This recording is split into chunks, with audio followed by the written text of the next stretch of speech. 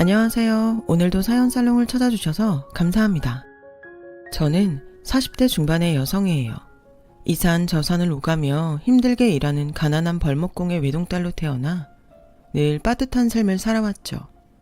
친정아버지는 당신의 가난을 저에게 대물림했다며 늘 미안해하는 분이셨고, 제가 신혼이던 시절 세상을 떠나며 남긴 마지막 유언도 가난한 아빠여서 미안하다는 말이었어요.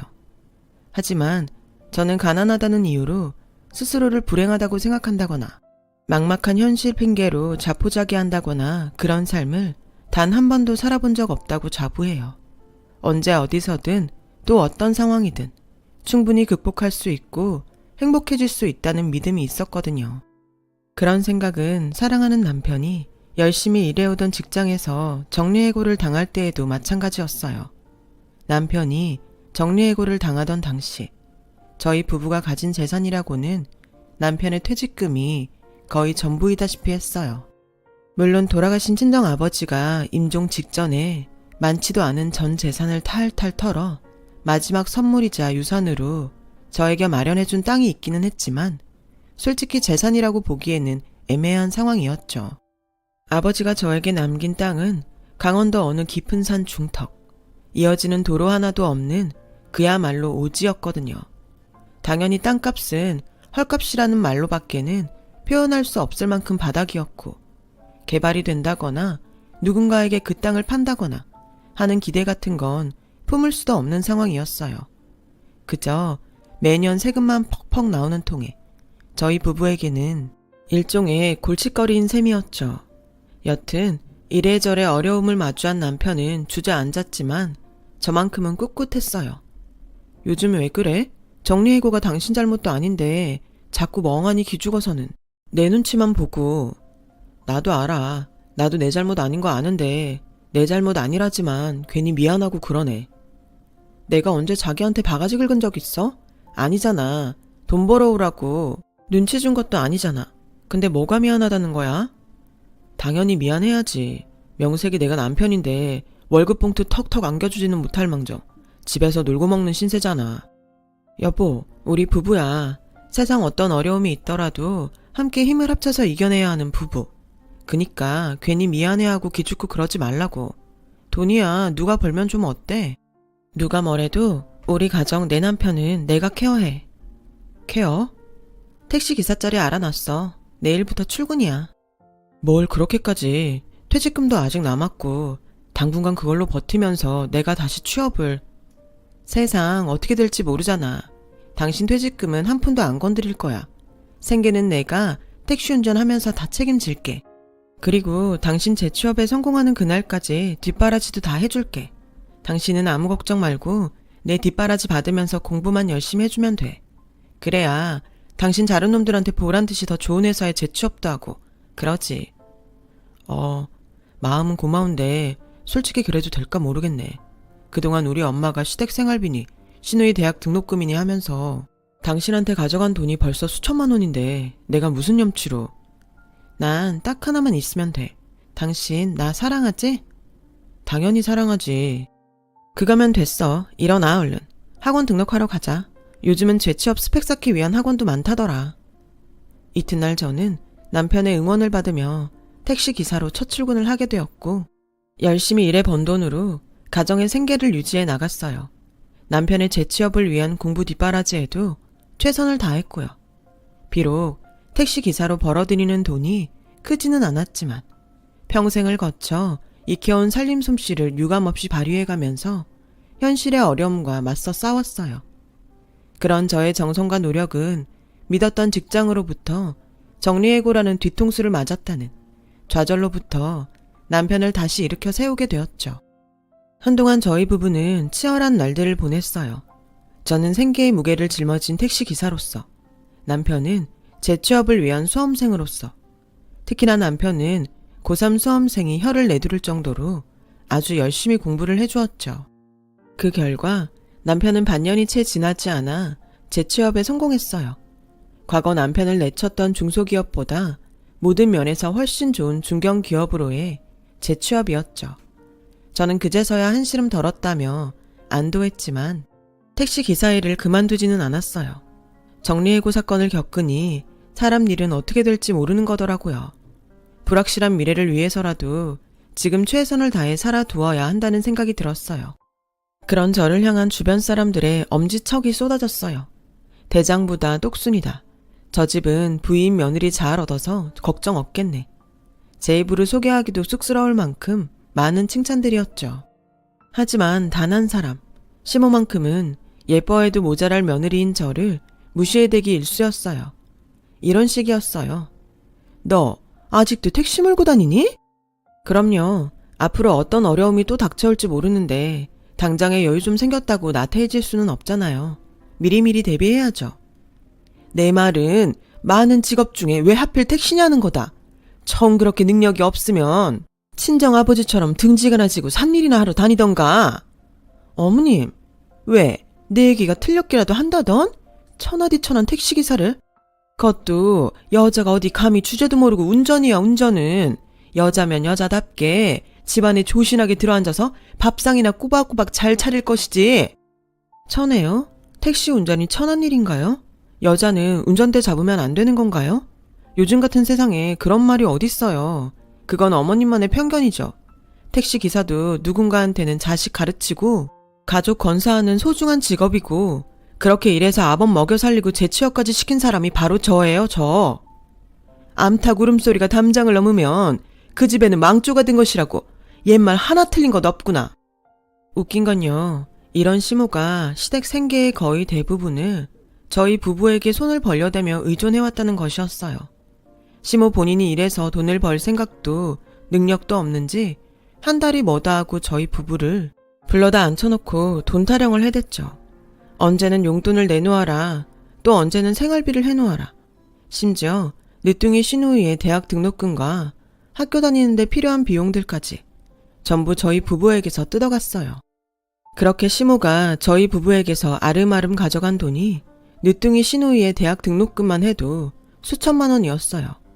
그 돈이 다 누구 주머니에서 나갔겠어요? 바로 제 주머니였죠.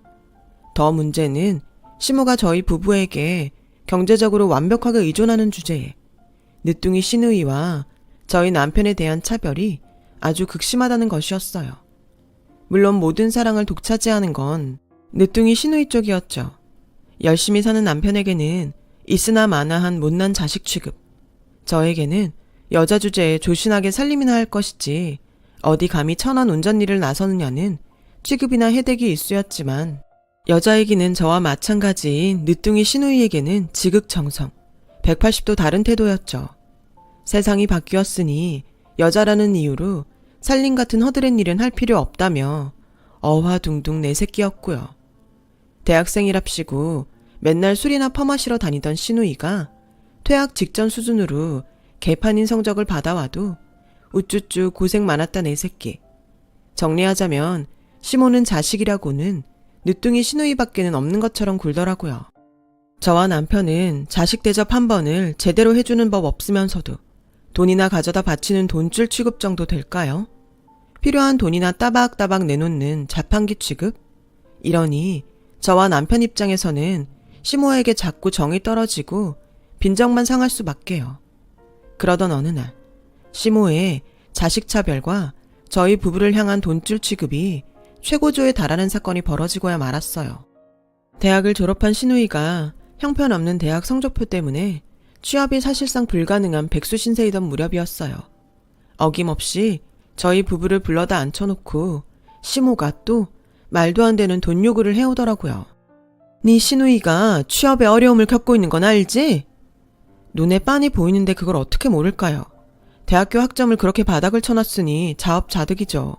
요즘은 다들 학점이니 스펙이니 짱짱한 시절인데 그런 사람들하고 시누이하고 취업 경쟁이 될 리가 없잖아요. 너는 아주 시댁에 대한 존중이 눈꽃만큼도 없지? 그러는 어머님은요. 아버님이랑 저를 존중해 준 적은 있나요? 아니잖아요. 자식 대접은커녕 맨날 시누이랑 차별만 했잖아요. 그건 아범이 내 자식이라기에는 너무 한심한 인간이어서 그런 거고. 그러자 남편은 순간 발끈하는 게 눈에 보이더라고요. 그래요? 아범이 한심해요? 철마다 저희에게서 가져간 돈이 벌써 수천만 원씩이나 되는데 그 돈 따박따박 받아가지고 생활비니 시누이 대학 등록금에 학비까지 다 대놓고 그런 입장이면서도 아범을 한심한 자식 취급할 정도면 어머님 체면은 뭐 엄청 대단한 모양인가 봐요. 그쵸? 천한 택시나 모는 주제에 꼴랑 돈 몇천 가지고 생색은 아주. 누가 들으면 시댁에 수십억 해준 줄 알겠구나. 그 몇천이 없어서 매번 저희에게 손 벌린 사람이 누구냐고요. 네? 어디 대답을 좀 해보라니까요.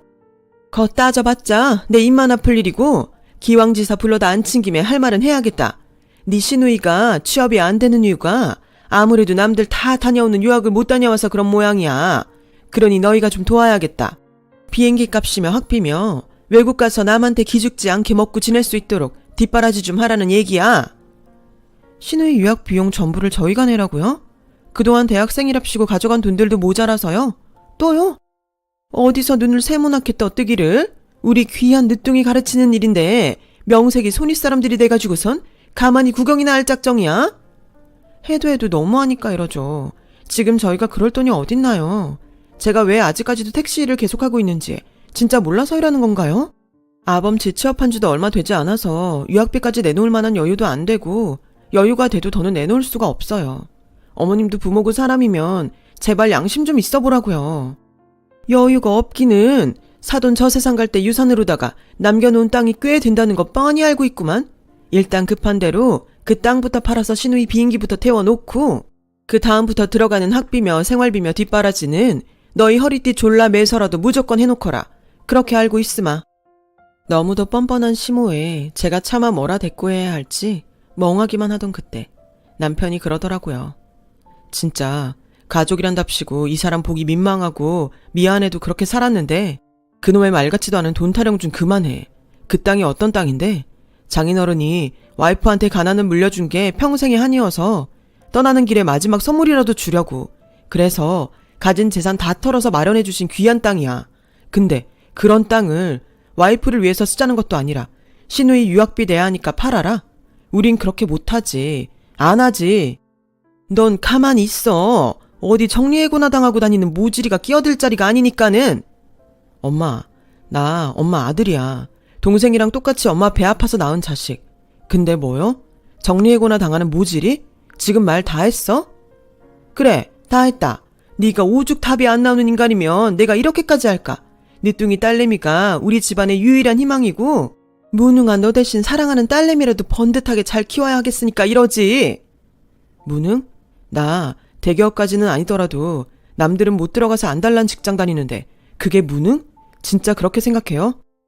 까짓것 꼴랑 중견기업? 그나마 언제 또 쫓겨날 줄 알고. 네 동생은 못해도 대기업 최소 억대 연봉 될 거야 이놈아. 됐어. 엄마 같은 사람이랑 우리가 더 무슨 말을 해. 가자 여보. 더는 상종할 가치도 없다. 이놈의 집구석은. 가긴 어딜 가. 너 지금 이게 무슨 짓이야. 똑똑히 알아둬요. 그동안 엄마랑 동생 먹여 살린 사람 와이프랑 나야. 그리고 솔직히 좀 고맙네. 핏줄이랍시고 그놈의 돈줄 취급? 그거 엄마 손으로 직접 끊어준 셈이니까. 곧장 시댁을 떠난 저와 남편은 다시는 시모와 마주하지 않기로 다짐했어요. 의절이죠. 그러고 나서도 저와 남편은 한동안 소가리를 하면서 힘겹게 지냈어요. 저희 부부에게는 시모의 폐악질로부터 받은 모욕과 마음의 상처를 다스릴 시간이 필요했던 거죠. 여전히 힘겨워하던 어느 날 남편이 대뜸 바람도 쐴 겸 등산이나 하자며 저를 데리고 길을 나서더라고요. 이윽고 도착한 곳은 강원도 어느 깊은 산 중턱이었어요. 친정아버지가 저에게 유산으로 남긴 땅이자 시모가 팔아서 시누이의 유학비로 대라고 강요했던 바로 그 땅이었죠. 그야말로 오지였어요. 저희 부부가 그 땅을 팔지 않은 다른 이유가 있기는 했죠. 가만히 내버려만 두어도 금덩이가 줄줄 자라나는 땅이니 억만금을 준다고 해도 절대 팔아서는 안 된다는 친정아버지의 유언이 있었거든요. 저희 부부는 친정아버지의 유언 때문이라도 그 땅을 팔지 않으며 버티고는 있었지만 솔직히 속으로는 그 땅이 도대체 무슨 이유로 금덩이가 줄줄 자라나는 금싸라기 땅이라는 유언을 남겼는지 전혀 몰랐어요. 그때까지만 해도 그랬어요. 그런데 간만에 바람 쐬니 기분은 좋다며 콧노래 흥얼흥얼 등산을 하던 남편이 문득 무언가를 발견하고는 기겁하더군요. 여보. 왜? 뱀 나왔어, 뱀? 아니, 뱀이 아니라 금이야. 무슨 소리야. 여기가 광산도 아닌데 금이라니. 진짜 금은 아닌데. 암튼 여기 좀 봐봐. 아니다. 주변이 싹 다 금천지네. 저는 그제서야 남편이 가리키는 주변을 유심히 훑어보았고 또 그제서야 지천으로 깔려있는 무언가를 발견하고는 저도 모르는 사이에 목청이 터져라 신밧달을 외치고야 말았어요. 그치, 이거 산삼 맞지? 나무 떼거리로 깔려있길래 혹시나 싶었는데 산삼 확실하지? 내가 누구야? 평생 산에서 일한 벌목공 딸내미. 어릴 적에 아빠가 캐다 준 거 몇 번 봤어. 이거 전부가 산삼 확실하고 감정을 정확히 받아봐야 알겠지만 이 정도면 100년도 거뜬히 넘어. 백년삼이라고. 심지어 자연산. 맞아요. 발에 치이고 밟힐 정도로 지천에 깔린 것은 백년산은 거뜬히 넘고도 남아 보이는 자연산 산삼들. 더 놀라운 건 거기서 끝이 아니었다는 거죠. 그거 알아 여보? 사방에 널려져 있는 저거 있지? 저거 싹 다 송이버섯이야. 자연산 송이버섯. 그랬던 거더라고요. 친정아버지가 임종 직전 얼마 되지도 않는 전 재산을 탈탈 털어 소위 똥땅이라는 깊은 산 중턱 땅을 사놓은 것도 가만히 내버려만 둬도 금덩이가 알아서 줄줄 자라나는 금싸라기 땅이라는 유언도 그 모두가 평생을 벌목공으로 이 산 저 산을 오가며 살아오셨던 친정아버지의 해안이었던 거예요. 친정아버지의 고된 삶의 경험이 부르는 게 값이라는 자연산 송이버섯과 자연산 백년삼이 집단으로 자생하는 자생지를 알아보게 해주었던 거죠. 그리고 비로소 저와 남편은 친정아버지의 깊은 뜻과 비할 데 없는 사랑을 모두 이해하게 되었어요. 임종을 앞둔 아픈 몸으로 이 험한 산을 직접 오르며 마침내 금싸라기 땅을 찾아낸 친정아버지의 깊은 사랑을. 그날 등산을 마친 저희 부부는 친정아버지의 산소를 찾아 인사를 드렸어요. 세상을 떠나는 순간마저도 당신은 참 훌륭한 아버지였다고요. 그리고 약속도 드렸어요. 앞으로도 예전처럼 성실하게 열심히 잘 살아가겠다고요. 그래서 저희 부부는 자연산 송이버섯과 백년삼을 팔아 마련한 돈으로 당장에 호의호식하기보다는 미래의 삶을 위한 투자를 하자고 마음을 맞추었어요. 그 투자는 바로 마침 경영난을 겪고 있던 제가 근무해 오던 택시회사를 인수하는 것이었죠. 물론 저희 부부를 아껴준 지인들께 백년 산삼 한 뿌리씩 선물로 감사를 전하기도 했고요.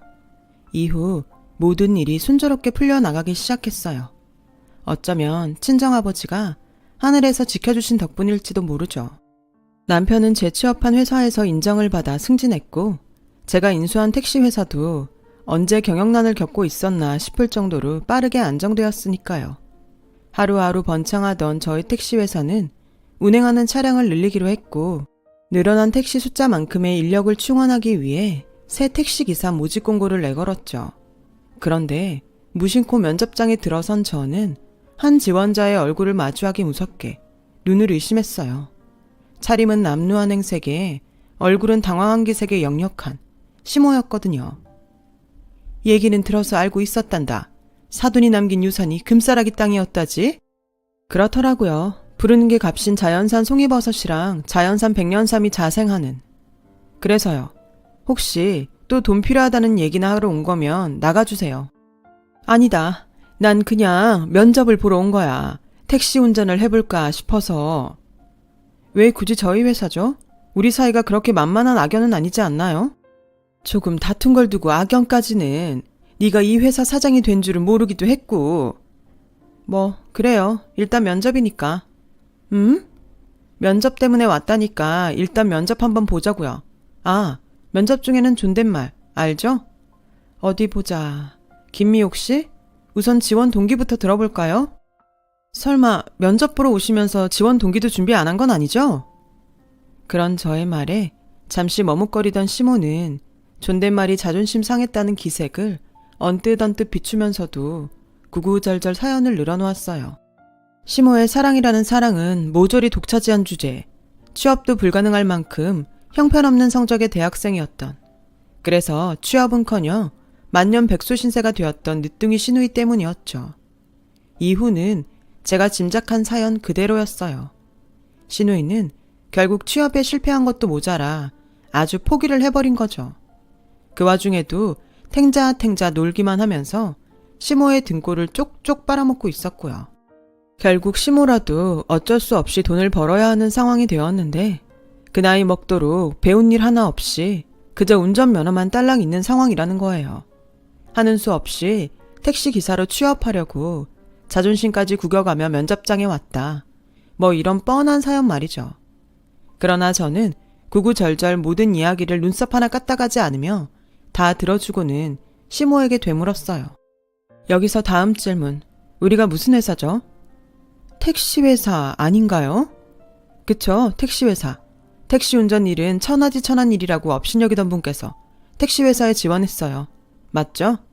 여자 주제에 어디 감히 운전대를 잡느냐며 타박이나 해대던 분께서 택시회사에 지원했고요. 사실과 다른 점 있나요?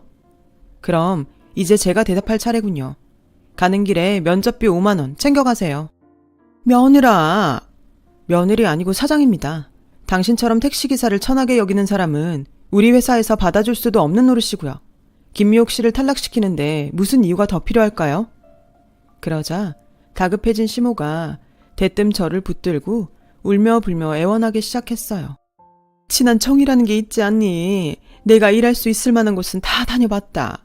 너마저 외면하면 먹고 살 길 하나도 없는 나랑 늦둥이 딸은 어쩌라고. 입은 틀어졌어도 말은 똑바로 해야죠. 날 먼저 외면한 사람은 그쪽이에요. 못난 자식 취급에 며느리랍시고 때마다 돈이나 뱉어놓는 자판기 취급이나 대던 당신 업보라고요. 아무리 그래도 사람 살 길은 만들어 놓고 타박을 해도 해야지. 다 지난 일 가지고 이제 와서 이러는 것도 CM이 된 최면상 우스운 일이고. 그니까 스스로 우스운 꼬라지 만들지 말고 다른 일자리 알아보라니까요. 용서는 생각도 없는 사람 앞에서 왜 굳이 이러냐고요. 식당이니 식모살이니 벌써 여기저기 알아봤다니까는. 내가 오죽이나 일머리가 없어가지고. 그러니 죽은 사람 한번 살리는 셈 치고 한 번만 용서해주렴. 지난 일 따위는 다 잊고 취직만 시켜준다면야 회사 택시 전부 내 손으로 직접 세차 꼬박꼬박하고 그러마. 아 글쎄 애원이고 부탁이고 그쪽이 그렇게 사랑 쏟아가면서 감싸고 들던 늦둥이 딸내미한테 하라니까요. 어디 가서 걸레질을 하든 화장실 청소를 하든 제발 취직해서 엄마한테 보탬 좀 대달라고. 늦둥이 딸내미가 집안의 유일한 희망이니까 그 희망한테 살려달라고 빌든 도와달라고 울든 하면 되는 거잖아요. 그걸 안 해봤겠어? 아무리 해봤자 고년이 말을 들어 처먹지 않은 걸 어쩌겠니? 그러게 애초에 자식 교육 똑바로 시켰어야죠. 지금 이거 다 그쪽이 자식 농사 망친 결과잖아요. 대학생이랍시고 맨날 술이나 마시러 다니는 딸내미 그 꼬라지 뻔히 보면서도 오냐오냐 키운 죗값 치르는 중이라고요. 걔가 이렇게까지 될 줄은 누군들 알았겠니? 글쎄요. 난 너무 뻔하게 알겠던데. 좋아요. 그럼 선택하세요. 그 딸내미 대학 등록금이랑 우리한테서 가져간 수천만 원 다 토해놓고 쫓겨나던가 아니 위자리에서 본인 발로 직접 사라져 주던가. 제 입에서 신우이 등록금으로 가져간 수천만 원 얘기가 나온 순간에 사색이 된 시모는 주랭랑을 쳤어요. 행여 그 돈을 진짜로 토해내라고 할까봐 엄청 실이 겁이 났던 모양이었죠. 저는 꼴사납게 주랭랑 치는 시모의 뒷모습을 뚫어져라 바라보며 그제서야 비로소 알턴니가 빠진 듯이 개운했어요. 저와 남편이 개차반 시모로부터 겪었던 수모를 한꺼번에 통쾌하게 되돌려준 순간이었으니까요. 저는 택시회사가 무척이나 번창한 덕분에 최근 회사 하나를 더 인수했어요.